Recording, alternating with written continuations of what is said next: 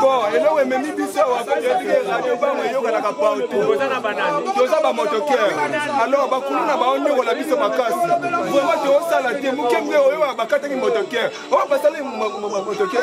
Ya moto moni, trop c'est trop. La police veut que bazo kangaka bango. Mukemwe ba libérer bango. Ya biso moko to koti siko makama to kanga bango biso moko. Ala sa capacité na biso.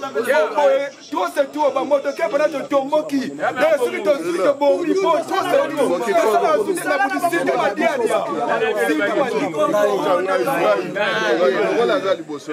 En tout cas, Kamote, monsieur le journaliste, Beto ba motoker tuna. Kwa kutuizi di mudia mal à l'aise.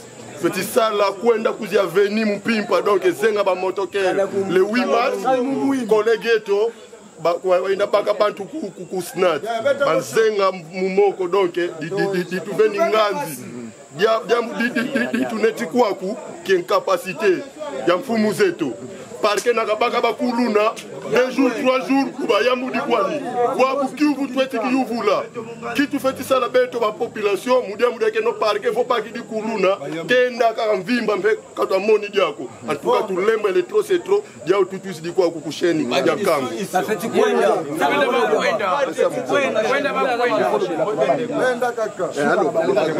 merci beaucoup certainement on a complété de konanga pour intervenir awa juste ces alliés biso dans l'ensemble ba motoké oui ils ont plaidé parce que est commis trop c'est trop à tout moment tous allés menacés comme sommes ça ces alliés transport il faut qu'on compte par-ci par-là pour retirer ba client mais pour le moment est commis très difficile na okota na ba sika au fond wana parce que bato yo ben civique ko ba kuluna ba commis comme menacé biso nyonso biso to comme la cible na bango à tout moment bato zo ça va na moto à tout moment biso zo ça poser aussi ba o bazo kangama qui to qui bango na akokende kuna lelo même on a vu même quelqu'un a libéré au moment où Azaki déjà préhendé donc comprendre pas libérer comment voilà on a